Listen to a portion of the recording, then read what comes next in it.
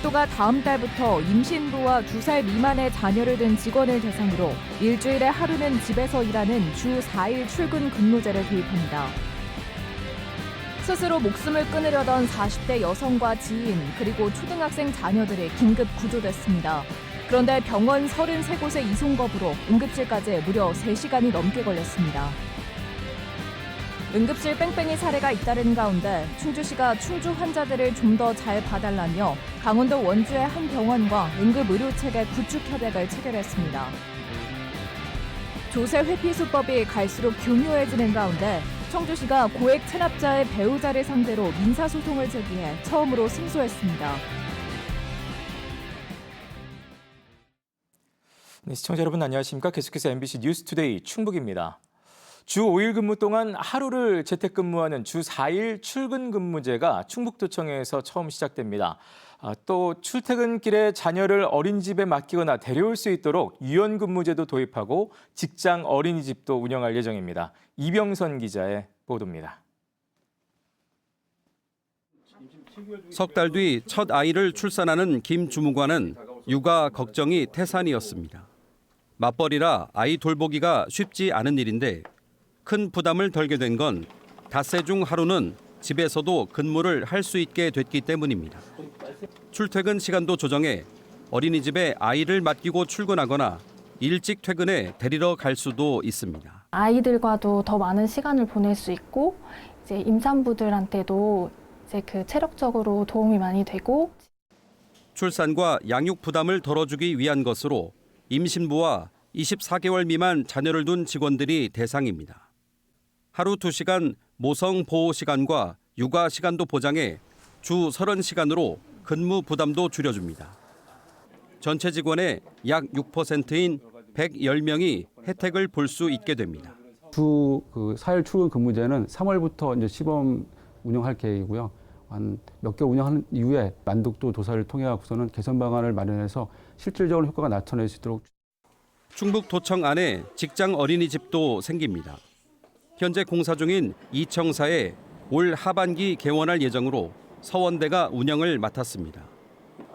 연간 운영비만 12억 원 정도 들어가지만 아침 저녁 출퇴근길에 함께 오갈 수 있어 일과 보육 모두 도움이 될 거라는 판단입니다. 가까운 곳에 있다 보면 그 부모님들이 일에도 집중할 수 있고 아이들도 정서적으로 많이 안정되는 것 같습니다. 조직 생활에 긍정적인 면을 작용할 것 같습니다. 충청북도는 양육 부담을 덜어 출생률을 높이려는 이 같은 시책이 다른 자치단체나 기관, 기업으로 확산하기를 기대하고 있습니다. MBC 뉴스 이병선입니다. 김영환 충북지사가 다음 달부터 11개 시군을 방문해 도민과의 대화를 진행합니다. 도민과의 대화는 다음 달 4일 제천시를 시작으로 6일 영동군, 11일 괴산군, 18일 청주시에서 진행되며 오는 4월 10일 옥천군을 끝으로 마무리됩니다.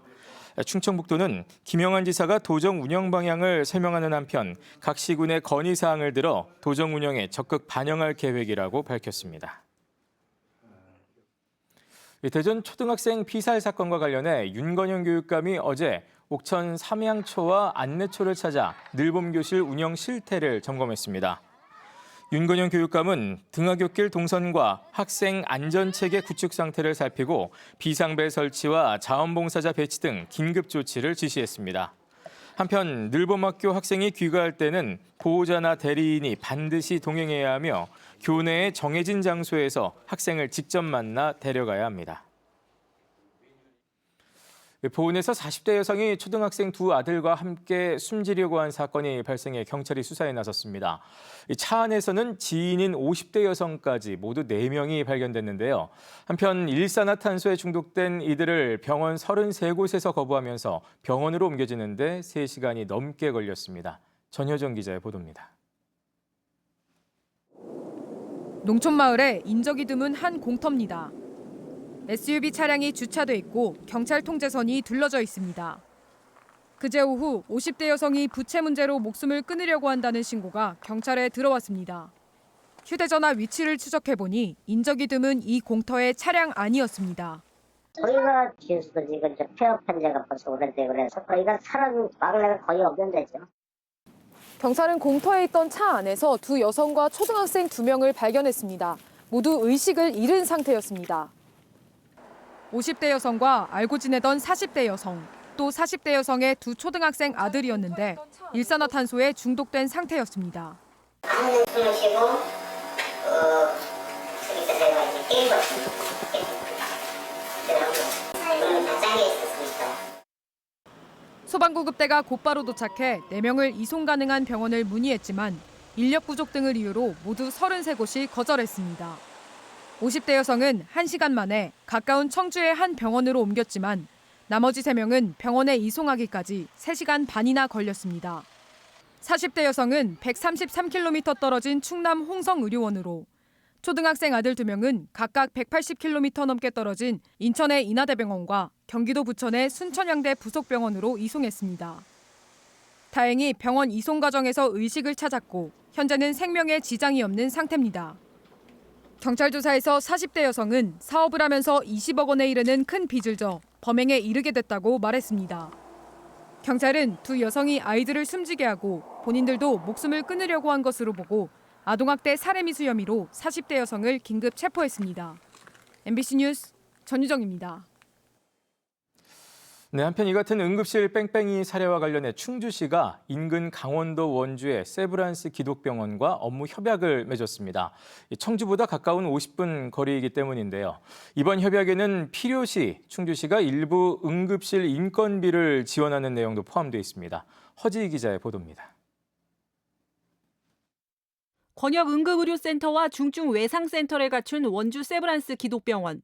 제천에선 30분, 충주에선 청주보다 가까운 50분 거리로 강원도를 넘어 충북 북부권까지 가능합니다. 다양한 질환을 다루는 3차 의료기관이다 보니 곳곳에서 찾아온 환자들이 적지 않습니다. 일단 천북병원으로 오게 하잖아요. 일단 지역 병원에서 오면은 거기는 이제 아무래도 이제 거기서는 큰 수술 못 하잖아요. 특히 지난해 3월부터 9월까지 전체 45만 8천 명의 외래 환자 중 충주 시민이 2만 7천 명에 달했는데 입원 환자도 3만 4천 명 중 2,500명이 넘었습니다. 전체 환자의 7%로 지역별로 보면 원주에 이어 가장 많았습니다. 충주에서 중증 환자들의 전원 사례도 많은데 일부 진료 이력이 있는 환자들은 곧바로 이 병원을 찾곤 합니다. 아침에 세수를 하는데 입이 이렇게 확 돌아갔더라고요. 충주 의료원에 연락을 했더니 거기는 기계가 없대요. 그래서 여기서 약 쥐가지고 오늘이 딱 8일째인데 이제 예지간이 다 돌아왔어요. 특히 지난해는 충북 북부권 유일의 2차 응급의료기관인 건국대 충주병원 응급실이 평일 야간과 주말에 셧다운되는 사태까지 이르면서 이송 전원 사례는 더 많아졌습니다. 평상시에도 충주 환자들이 많이 계시고 그리고 충주에도 응급의료를 담당해 주시는 분들이 계시지만 그동안 약간 여력이 부족하셔서 저희가 많이 수용했던. 이 때문에 충주시가 충주에서 찾아온 환자들을 좀 더 잘 봐달라며 병원 측에 부탁하는 업무 협약을 요청했습니다.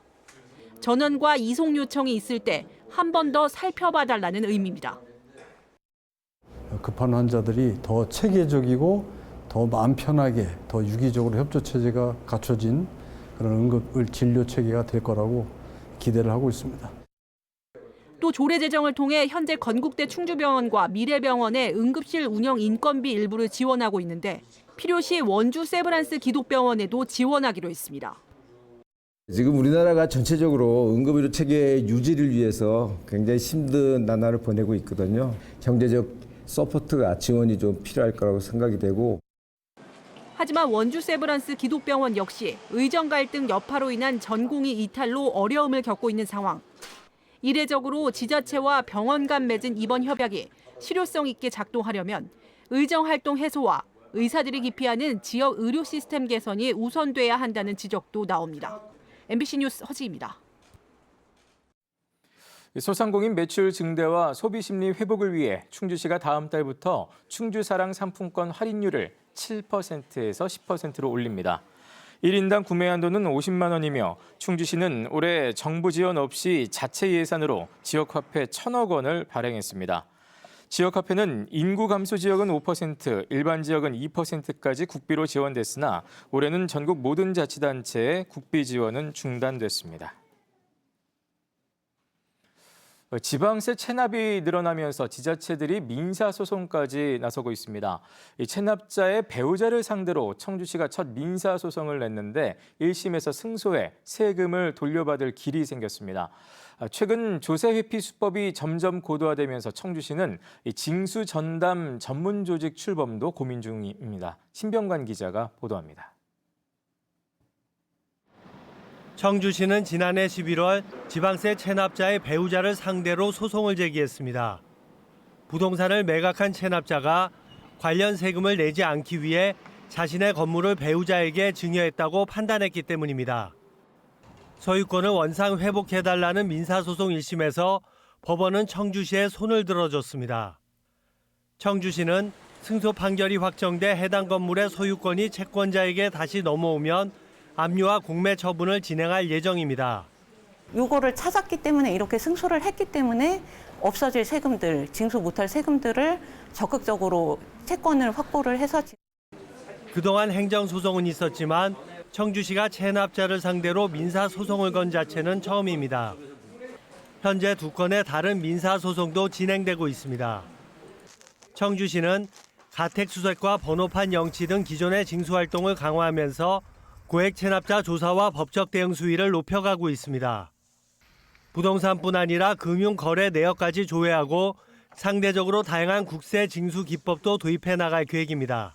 국세에서 하는 그 징수 기법이 참 다양하게 많이 있습니다. 근데 그게 지방세까지는 아직 전파가 안 된 사례들이 많은데 청주시의 지방세 2월 체납액은 올해 481억 원으로 2년 사이 100억 원 가까이 증가했습니다. 경기 침체와 함께 조세 회피 수법이 고도화되고 있기 때문으로 청주시는 보고 있습니다. 그나마 청주시의 체납 지방세 징수율은 50% 정도로 다른 지자체보다 높은 상황입니다. 늘어나는 체납에 가능한 모든 수단을 동원하는 한편 청주시는 징수 전담 전문 조직 마련도 고민하고 있습니다. MBC 뉴스 신병관입니다.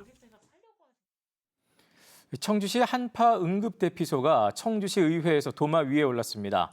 국민의힘 홍순철 시의원은 어제 본회의 5분 발언에서 청주시가 한파 응급대피소를 지정했지만 한파 특보기간 이용 실적은 단 3명뿐이었다며 시민들이 존재조차 알지 못한 결과라고 비판했습니다. 홍순철 시의원은 또 인구 규모가 작은 보은군과 충주시조차 2곳 이상 운영하고 있다며 대안을 마련해야 한다고 주장했습니다. 한 권, 2권 사다 보면 집에 어느새 쌓여가는 책들 어떻게 해야 하나 고민한 적 있으시죠? 이 목포에 모두가 주인이 되어 원하는 책을 사고 팔 수 있는 책방이 문을 열어 눈길을 끌고 있습니다. 허연주 기자가 다녀왔습니다. 갈색 나무 선반을 촘촘하게 채운 책들이 눈에 띕니다. 일제시대 미국 창고였던 자리에 문을 연 골목의 한 책방. 동네 여느 책방과는 달리 운영 방식이 독특합니다. 누구든지 책방의 주인이 되어 원하는 책을 사고 팔 수 있다는 겁니다. 책방에 있는 책장을 임대하는 방식이고요. 모든 사람이 참여하면 책의 다양성이 훨씬 더 좋아지는 게 있고요. 크고 작은 책장들은 모두 140여 개. 한 칸에 월 1,000원의 대여료를 내고 자신만의 책장을 만들 수 있습니다. 1년에 6만 원 정도로 내가 책방을 운영할 수 있다라는 거는 엄청 좋은 기회인 것 같아서 시작하게 됐습니다. 제가 좋아하는 책들로 꾸며놨고요. 시민들의 뜨거운 관심이 모여 3주 만에 100여 명의 점주가 입점했고 현재는 모든 책장이 임대 완료됐습니다. 책뿐만 아니라 추억이 담긴 물건이나 글귀를 새겨놨는데요. 이렇게 점주들의 개성이 담긴 책장들이 하나둘씩 늘면서 손님들을 맞이하고 있습니다. 아끼지만 안 읽은 책들을 갖다 놓을 수 있어서 너무 좋고 또 팔려서 돈도 벌 수 있어서 좋습니다. 수익금은 책방과 나눠 가지며 지역사회를 위해서 기부도 가능합니다. 독특한 동네 책방을 보기 위해 시민들과 관광객들의 발길도 이어지고 있습니다. 제일 재밌었던 거는 이제 섹션마다 이 사람 그분이 가지고 있는 책들이 여기에 전시된 거다 보니까 이 섹션에서 사람이 보이는 느낌이 들어서 그게 되게 좋았던 것 같아요. 어떤 사고를 가지고 살아오셨는지가 조금 이제 엿볼 수 있는 부분이라서 그렇게 추리하면서 보는 것도 되게 흥미 포인트인 것 같습니다. 시민들의 사연이 어우러져 완성된 모두의 책방. 도심에 비어있던 공간을 특별한 추억으로 채우고 있습니다. MBC 뉴스 허연주입니다.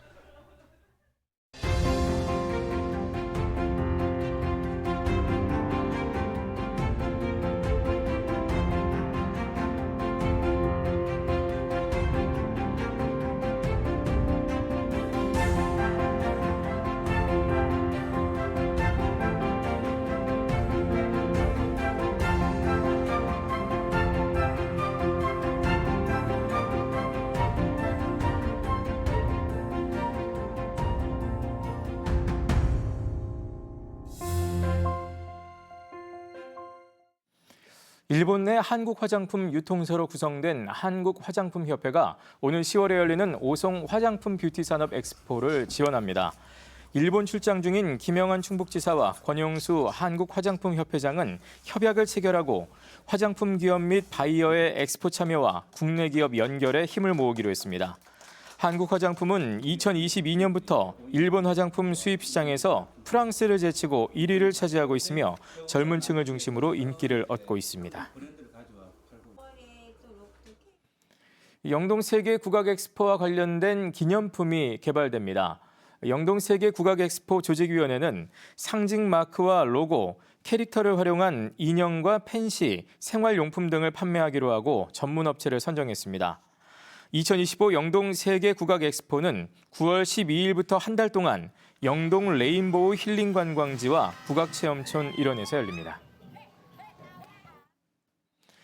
충청북도가 지난해 공공예금 이자 수입으로 역대 최대치인 101억 원을 기록했습니다. 이는 1년 전보다 36억 원 늘어난 수치입니다. 충청북도는 2023년 도입한 일복리 저축예금을 통해 46억 원의 이자 수익을 얻었고 정기예금 52억 원, 통합계좌 3억 원 등의 수익을 냈다고 밝혔습니다. 충청북도는 이 같은 이자 수익에 대해 정기예금과 일복리 저축예금을 적극적으로 활용한 성과라고 평가했습니다. 현대엘리베이터가 지역 연계 교육과정을 운영하는 충주공고에 학교 발전기금 1,500만 원을 기탁했습니다. 이번 발전기금은 승강기 분야 진로를 희망하는 학생의 장학금 등으로 활용될 예정입니다. 현대엘리베이터는 지난해부터 승강기 업계 최초로 충주공고와 산학연계 교육과정을 운영 중이며 첫 해 47명의 수료생을 배출했습니다. 충주시가 공무원들의 업무 효율을 높이기 위해 인공지능 법률 서비스를 도입했습니다. 인공지능 법률 서비스는 공무원이 개별 사안에 관해 질의하면 인공지능이 몇 초 안에 관련 판례를 검색하고 분석해 보고서 형식으로 알려주는 서비스로 업무 관련 법률 검토 시간을 대폭 줄일 수 있을 것으로 기대됩니다. 충주시는 법률 검토가 필요한 업무 등의 속도를 높여 시민 편의를 꾀하겠다고 밝혔습니다. 단양군이 도시가스 공급 확대를 위해 내년도 수요를 조사합니다. 대상 지역은 도시가스 공급관이 설치된 단양읍과 매포읍 일대로 단양군은 수요 조사 후 현장 조사와 심의위원회를 거쳐 최종 공급 대상지를 선정할 예정입니다. 단양군은 도로 굴착 가능 여부와 세대수 등을 고려해 우선순위를 정할 방침입니다. 충북 상업정보고 류정욱을 비롯한 청소년 대표팀이 국내 최초로 아시아 주니어 스쿼시 선수권 대회 단체전에서 우승했습니다. 네, 뉴스를 마칩니다. 고맙습니다.